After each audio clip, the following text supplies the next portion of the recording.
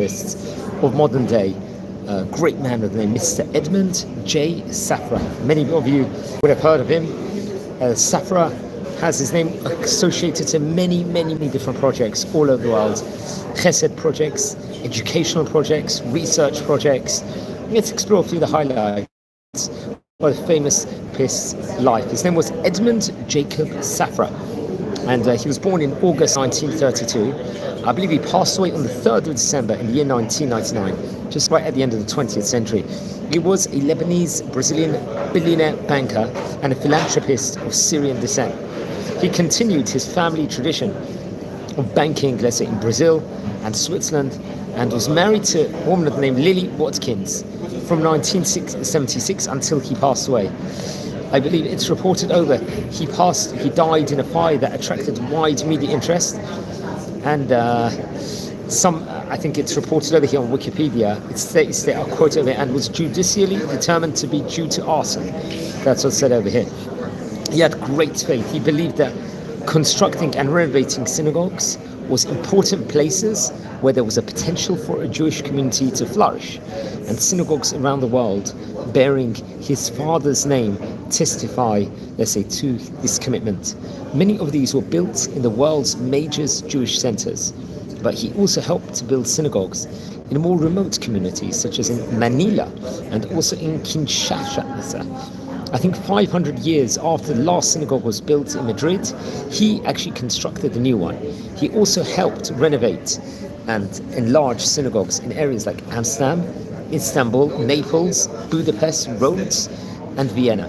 Now, Mr. Safra saved the oldest synagogue in France, in Clermont-Ferrand, from destruction by buying it for the community, and he contributed to the expansion of the Cannes synagogue and Synagogue Bet El in Paris also. He also helped refurbish in many small French cities, including in Evian and in Massé and others. Among the synagogues is the famous Edmond J. Safra Synagogue in New York City, a splendid synagogue in of itself. In addition to supporting a number of synagogues in Israel, the tombs of Rabbi Meir Balanes and Rabbi Shimon Bar Yochai were especially important to him, and he was a generous supporter of these, let's say, pilgrimages sites for many years. On the festival of Shavuot Eve, the anniversary of his father's passing, he would pray at the tomb of Rabbi Meir until dawn. Many Jewish institutions and programs around the world would bear his name. He was a man that received various different honors. He was awarded the Commandeur de l'Ordre des Arts et Lettres and the Chevalier de la Légion d'Honneur.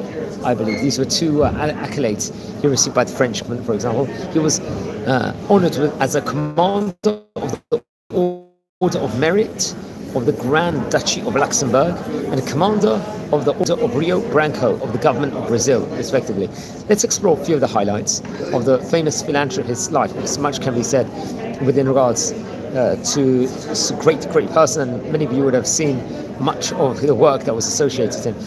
There's Edmond J. Safra, I think the synagogue website gave a brilliant, let's just say, article within regards to him, preface on their website within regards to him. So I'm just going to read over what they say over here. So it starts off by saying, Mr. Edmond J. Safra was one of the most accomplished bankers of the 20th century, having established an unparalleled reputation for financial acumen and trust. He was a scion of the respected Aleppo family, whose roots in banking began during the age of the Ottoman Empire. Edmond Safra used his considerable talents to build a business that spanned more than 30 countries across the world. Edmond Safra was just 16 years of age when he went to Milan to work on behalf of his family's banking business. Following Edmond's recommendation, the Safra family moved to Brazil, where father and son founded the Branco Safra S.A. Edmond Safra, and was a founder and honorary chairman of the Republic New York Corporation and Republic National Bank of New York, and was the chairman of the European private banking subsidiary called Safra Republic Holdings S.A. Over here. Yeah, sorry. There's a connection there. Okay. Come with the year 1999, Mr. Safra sold all of his holdings in Republic New York Corporation and the Safra Republic Holdings to London-based SBC. A victim of arson at his home in Monaco, he died on the 3rd of December 1999 and is buried in Geneva. Edmond J. Safra inherited from his parents an extraordinary sense of duty and obligations to others. His father, Jacob, was a leader of the Jewish community of Beirut, one of the most important patrons of the synagogue and other religious institutions over there. Now, we recorded a video with regards to the history of the Lebanon Jewish community and some of the synagogues of Beirut, respectively.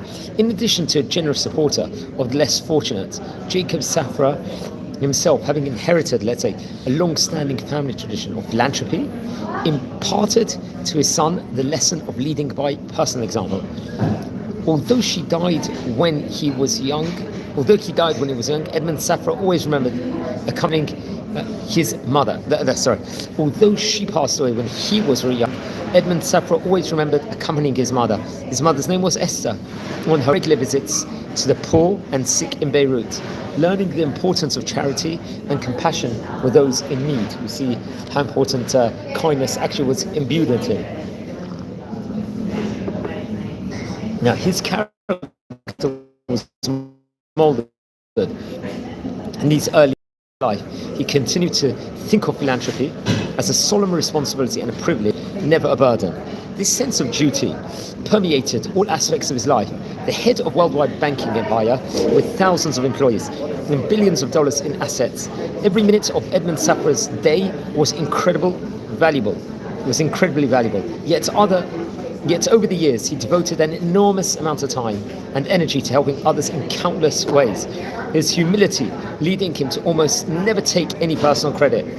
He had staff members in Geneva, New York, London, Paris, Mexico City, and Buenos Aires, as well as other officers dedicating to fielding and following up on all requests for assistance. And rare was the case that someone was turned away with an empty hand.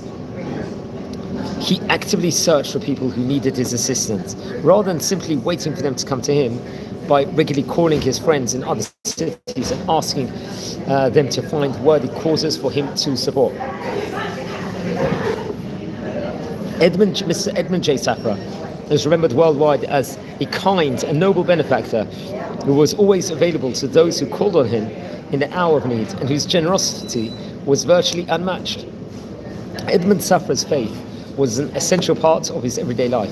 He wholeheartedly embraced the traditions of his Jewish heritage, reciting daily prayers every morning, celebrating the holidays in the synagogue with his family, and discussing the holy books with rabbis and teachers. It is well known that Edmond J. Safra was particularly devoted to the community from which his family came. And in his lifetime, he was said to be the most significant individual supporter of Sephardi religious and cultural institutions worldwide. Great patron of the rabbis with whom he was involved, he provided funds enabling them to devote themselves to study, in addition to assisting them, their community, organizations and yeshivot, in helping to support schools, synagogues, community centers, cemeteries, and other necessities. Edmond Safra's generosity was both direct and indirect, as he often used his influence to solicit additional funds from others. Edmond Safra placed particular importance on the needs of smaller, less affluent communities, wanting to ensure that they had the essential facilities to sustain Jewish life over there. Remember, we're reading an article here from the Edmond J. Safra Synagogue website, which I recommend everyone to actually check out. Very, very informative. And the article goes on. He helped such congregations like in Sarajevo and in Rhodes, among others. He helped them have services on Rosh Hashanah, Yom Kippur, and Pesach by providing funds for Chazan, Sidurim, and food and wine. He was deeply committed to ensuring that Jewish communities had the opportunity to pray and celebrate holidays together. Now, while he supported religious organizations all across the globe, and in particular Israel, Edmond Safra focused much of his philanthropy in the cities where he lived, especially Milan, Sao Paulo, Geneva, New York, and Paris, and in which his banks had offices. Additionally, he hoped His support could serve as an example to communities that did not have a well-established culture of charitable giving. He believed that constructing and renovating synagogues was important in places where there was a potential for a Jewish community to flourish. And synagogues around the world, bearing his father's name, testify to this commitment. Many of these were built in the world's major Jewish centers, but Edmond Safra also helped to build synagogues in more communities, like we said at the beginning of the class, like in Manila and in Kinshasa, respectively. Now, most notably also, he helped to renovate and enlarge synagogues in Amsterdam, Madrid, Istanbul, Naples, Budapest, and Rhodes, and in Vienna. He saved the historic synagogue of Clermont-Ferrand in France from destruction by buying it for the community, and he contributed to the expansion of the Cannes Synagogue and Synagogue Bet El in Paris. He also helped refurbish synagogues in many, let's say, more smaller French cities, including Evian and in Marseille and others. Also, the website testifies he supported dozens of synagogues and yeshivot in Israel, including those led by Rabbi Yaakov Atiyah. He was his family's rabbi from Beirut in Bat Yam. So we spoke about the Atiyah great rabbinic family. There was many rabbis with the family name Atiyah, as well as the Yeshivat Porat Yosef. The Yeshivat Porat Yosef, and many of the great Talmidim and the great Rosh Yeshivot and the great rabbis of even nowadays over there. Most notably, Rabbi Ovadia Yosef, Rabbi Ezra Atiyah was Rabbi Yehuda Tzadka. I think currently the Yeshivat Porat Yosef is headed by Rabbi Moshe Tzadka, really great rabbis. He would also help the Jerusalem Great Synagogue and many others. In addition, as we stated on onset, the Kebarim, the tombs of Rabbi Meir Balanes and Rabbi Shimon Bar Yochai was very important to him. And he was without question the most generous supporter of these holy pilgrimage sites. And we spoke about what he did during the time period of Shavuot every year, Erev Shavuot. Now, throughout the world, one can find hundreds of Sifrei Torah and sacred books, Torah books, that Edmond Safra donated to yeshivot, synagogues, and kollelim in memory of his parents. He lent books from his collection and supported exhibitions of ancient Hebrew manuscripts of the Bibliothèque Nationale de France in order to encourage younger generations to learn about their Jewish heritage. Caring for the sick took priority over everything else in Edmond Safra's life. If a family member, friend, or employee became ill, he would devote his time and resources to helping him or her have a full recovery. He would speak with dozens of the world's best doctors about the case. He would personally visit the hospital, and he often sent the planes to transport people and necessary medicines. During his lifetime, Edmond J. Safra donated millions of dollars to provide medical treatment for sick individuals, people he did not know personally who sought his assistance. Now, hospitals across the globe, especially the Hôpital Cantonal de Geneva, the Hôpital de France, and countless institutions in the United States, for example, benefited enormously from Edmond Safra's generosity. He was one of the founders of Albert Einstein Hospital in Sao Paulo, today one of South America's largest and most prestigious medical centers. You can see how he branched off all over the different worlds in kindness and chesed for all populations alike. In Israel, he initiated the construction of the cutting-edge Edmond and Lily Safra Children's Hospital at Tel Shomer Hospital, I think in Ramat Gan. In the area of medical research, he was a significant supporter of the Institut Pasteur in Paris, the Weizmann Institute in Israel, and a number of different centers studying specific diseases in France, the United States, and elsewhere around the world. He created the Edmond and Lily Safra Chair in Breast Cancer Research at the Tulane University. At the time he made public his own battle with Parkinson's disease, Edmond J. Safra announced his intention to devote significant resources to helping those suffering with those disease and finding a cure. So you can see how his chesed branches off all the different areas. Now it's interesting, Mr. Edmond J. Safra believed higher education was essential for every young person in the modern world, even though he himself never attended university.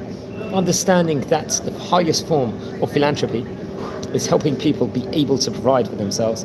He was firmly committed to making educational opportunities available for children from disadvantaged backgrounds. During his lifetime, Edmond J. Safra provided university scholarship funds for hundreds of needy students who were recommended by friends and employees. In addition to this direct assistance, he helped tens of thousands more through the International Sephardic Education Foundation, the ISEF, an institution he established in 1977 to support deserving Israeli students. Recipients of the ISEF scholarships have distinguished themselves across the globe in every discipline. Now, Edmond J. Safra also helped universities directly, often through the support of chairs and particular programs such as Judaic studies, studying Judaism. For example, at Harvard University, he endowed the Jacob E. Safra, a professorship of Jewish history and Sephardic civilization, and he gave significant funds for the Robert F. Kennedy Visiting Professorship in Latin American Studies at the University of Pennsylvania's Wharton School of Business. He created the Jacob E. Safra Professorship of International Banking and Safra Business and Safra Business Research Center.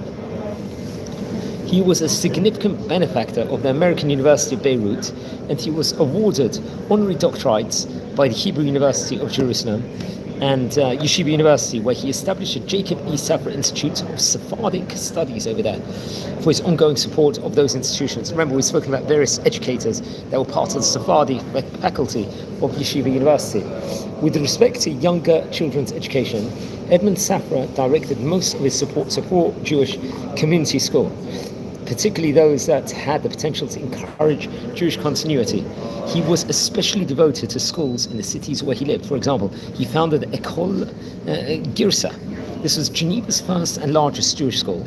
He took great pride in founding the Beit Yaakov school in Bat Yam, which has constantly rated among the best of Israel's schools also.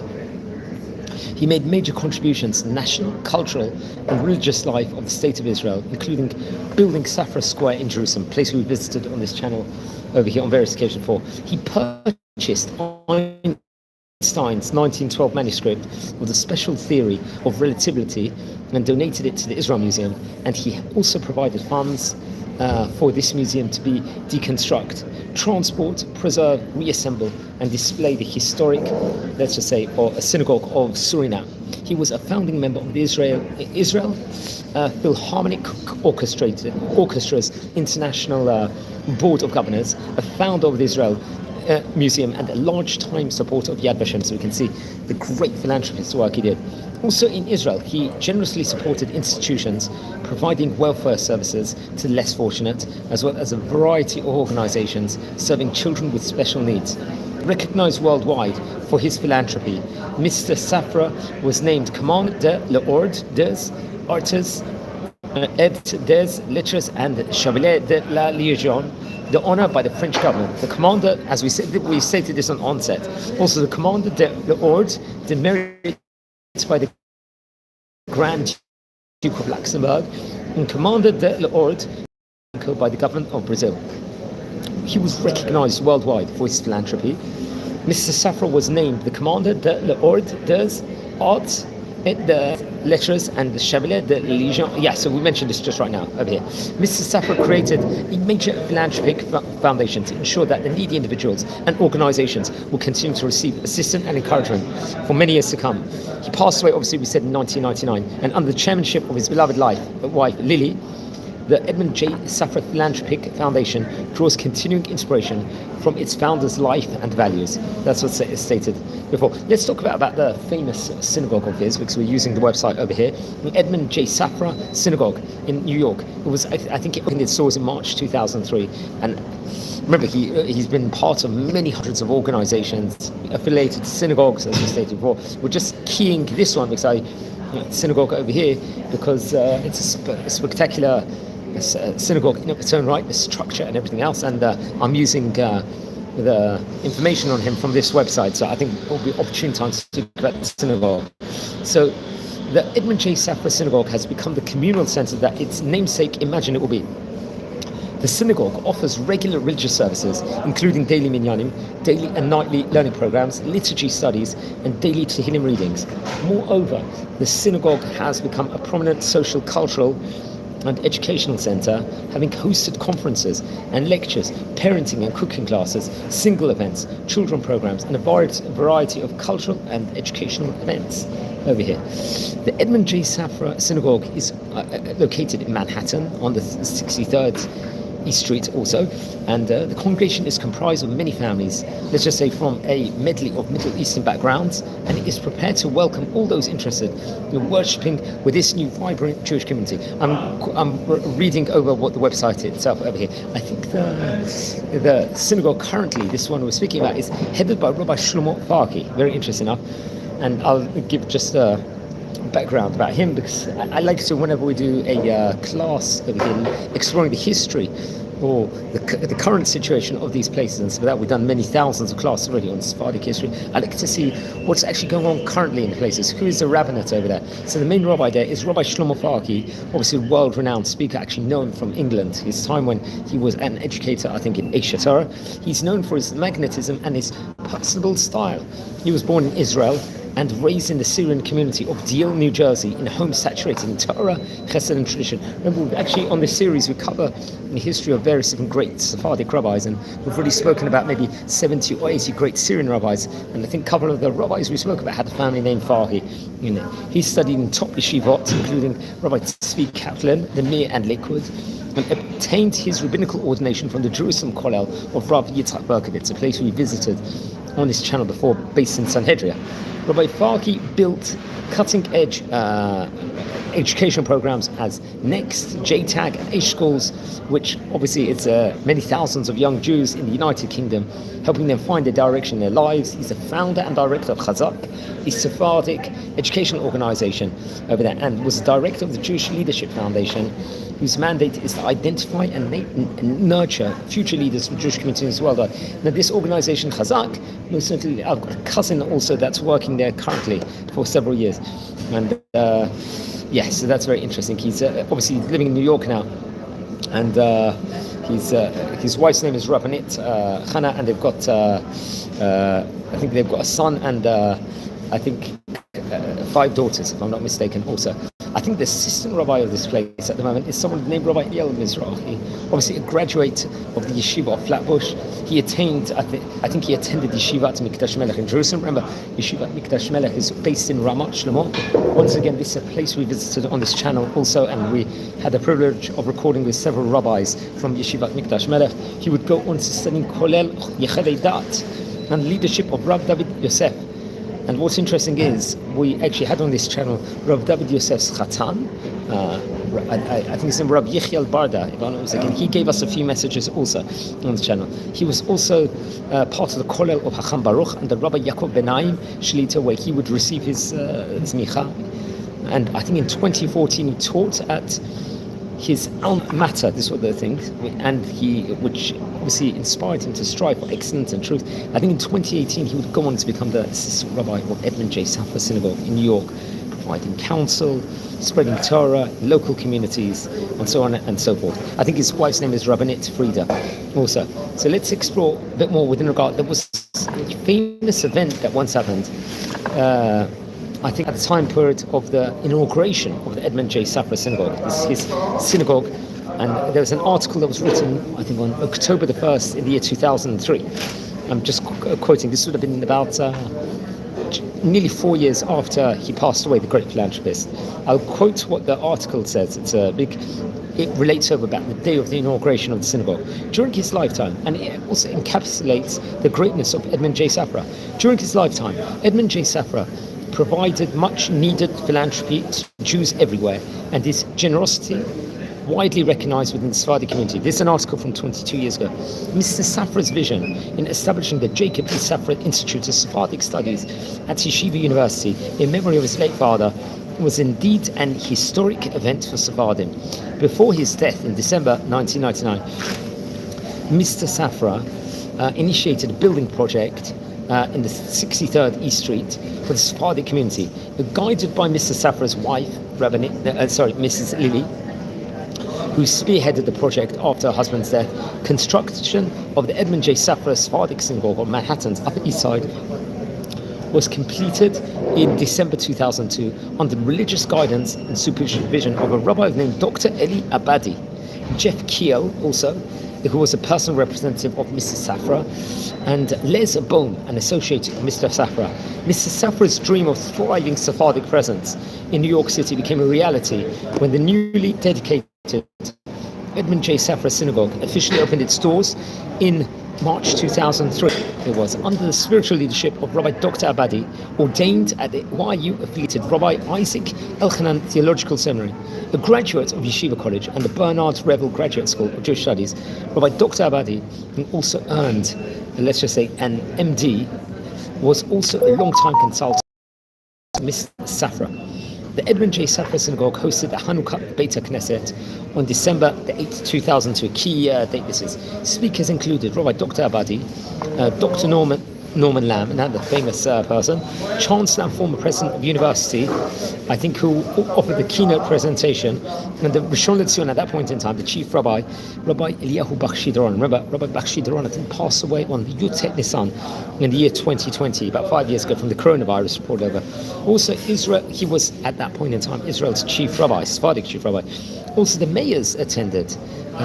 Mayors Michael R. Bloomberg of New York City, and interesting enough, Ehud Olmert, who would go on to become the Prime Minister of Israel, of Jerusalem, both thanked Mrs. Safra for honouring her husband with this gift to the Jewish people of New York City.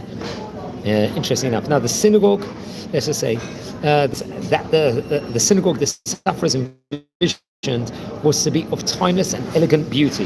The building's facade features Jerusalem's limestone quarried from the Judean hills. The blocks, slabs and columns were cut to measure and then transported to New York. The 18 feet high double bronze doors depict the Tree of Life, which opened to a lobby of Jerusalem stone floors and walls. Hanging on the wall is a magnificent portrait of the late Mr. Safra. Behind the entrance is a small sanctuary. Remember, I'm relating over this article from 22 years ago over here. Behind the entrance, a small sanctuary, a Beit Midrash, used for daily minyanim. And the main second floor sanctuary is decorated with Jerusalem stone and pale American oak, topped off by an oval wooden dome canopy. Remember, this was 22 years ago. Most likely a lot more has been added to the synagogue because now we're in 2025. This is from 2003.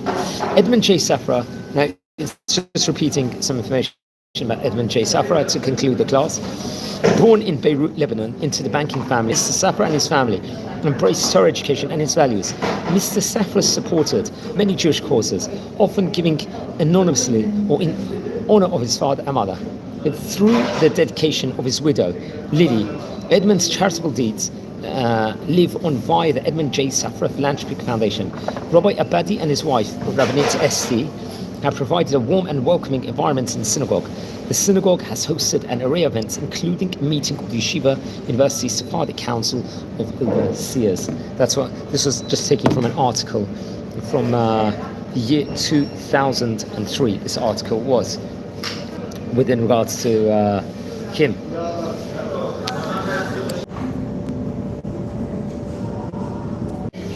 Hi, shalom everyone. Just a short break there was over there. I want to say a few words also because we're talking about the Edmond J. Safra Synagogue over here in New York. I want to say a few words also within regards to Rabbi Dr. Eli Abadi also because he had a huge role in the synagogue respectively. I think he was a rabbi there for nearly 15 years. So let's speak a bit more within regards to his history also. I think it's very important. He was an integral part of the synagogue. So I think he currently is a senior rabbi in the Association of Gulf Jewish Communities, Rabbi Dr. Eli Abadi, and the senior rabbi in residence of the Jewish Council of the Emirates. Obviously at one stage in time he's the director of the Jacob E. Safra Institute of Sephardic Studies at Yeshiva University, with an area of interest on the topics of Sephardic Judaism, history, philosophy, and comparative traditional law. He also currently, I believe, is a member of the board of the American Sephardi Federation and the World Sephardic Educational Center, and the co-president of the Justice for Jews from Arab Countries. This is something I'd love to talk about at a later stage. He is a former member of the board and an officer of the Rabbinical Council of America, the treasurer and vice president of the New York Board of Rabbis, and co-chair of the Sadat Congregational Gold Medal Committee. It's actually interesting. Rabbi Dr. Eli Abadi, his parents actually were forced to flee Aleppo, Syria, where his family had lived for the millennia under the government pressure. Actually, he's quoted over here by saying, he explained in just using notes from Wikipedia, he actually describes his parents' flight from Libya. My parents lived right next to the synagogue. They saw people enter the synagogue, pillage it, torched it, took out the Torah scrolls and holy books and burnt them. My parents escaped from their home through the back door. As people tried to get into my parents' home, they left and never returned over there. Now, it's interesting. Rabbi Abadi was actually born in Beirut also, so you can see he very much has a similar story to Mr. Edmond Safra. He was, I think, born in the year 1960 in Lebanon. Now, the Abadi family moved to Mexico City in 1971 after the Palestinian Liberation Organization relocated its headquarters from Jordan to Lebanon. They lived in Lebanon with no citizenship as registered refugees, with identity documents reading stateless. Now, Mr. Abadi's Rabbi Abadi's father had his picture posted on the walls around Beirut, claiming he was a Zionist leader, prompting his family's emigration at the time. After moving to the United States in 1979 to attend Yeshiva University, he earned his BA in Health Sciences in 1983. In 1984, in Bible Studies, Hebrew Teacher's Diploma in 1985, and a Master's degree in Jewish Philosophy in 1986. And from Bernard Rebel Graduate School of Yeshiva University, Rabbi Abadi received his ordination in 1986 also, from the Rabbi Isaac Elchanan Theological Seminary. He attended the SUNY Downstate Medical Center. He obtained an MD degree over there. He did his residency in internal medicine and later his fellowship in gastroenterology at Maimonides Medical Center, where he would finish this in the year 1995, interesting enough. Now, let's talk about his tenure as a rabbi, because he had a very integral part in this synagogue we're speaking about today and the history of Edmond J. Safra. He became rabbi at Congregation Beit Edmond in 2001. And he was a founding rabbi of Shari Mizrach Manhattan Synagogue, the head of school of the Sephardic Academy of Manhattan, and spiritual leader of the Moist Safra Community Center in Manhattan. Now, from 2003 to 2017, he was a founding rabbi and spiritual leader of the Edmond J. Safra Synagogue in New York City, which we're speaking about today. Obviously, now Congregation Beit Edmond, one of the largest Sephardic synagogues in New York. I'm just reading notes from Wikipedia over there. So you see, he took a 14-year role over there. And he's currently the president of the JJAC, Justice for Jews from Arab Countries, and a member of the governing council of the World Zionist Organization. He's also the founder of the Sephardic Academy of Manhattan and served as the director of the Jacob E. Safra Institute of Sephardic Studies at Yeshiva University, and college professor of Sephardic Judaism, history, philosophy, and comparative traditional law. Now, currently, I believe he's a senior rabbi in the UAE, United Arab Emirates. In 2020, after signing of the Abraham Accords, which normalized, let's say, relations between the UAE and Israel, Rabbi Abadi moved to Dubai to become the country's senior rabbi. In 2021, Rabbi Abadi issued an official condemnation of the Houthis for imprisoning a Yemenite Jew, Levi Salem Marhabi, for helping smuggle a group of Jews into Israel, dubbing it as a crime against humanity over there. Now, it's actually interesting. His native language is Arabic, and he's fluent in as many as 6 languages, which is interesting. Also, he works part-time as a gastroenterologist, and it's interesting. He received the Orden del Mérito Civil, the highest civil decoration in Spain. Now, his wife's name, I believe, is he's married to Rabbinit Elise Eichler, I believe, for, at the time of recording, I believe, over 36 years. I'm not too sure when, just using the Wikipedia. So this was an informative class over here within regards to some of the great philanthropy work of Edmond J. Safra. And also we have, in this class, really investigated part of the history of the famous Edmond J. Safra Synagogue in New York City. So wishing you well, please subscribe to the channel and share the videos to other people also, and join our community. And we've got more than 1,200 videos of great rabbis of yesteryear. So wishing you well.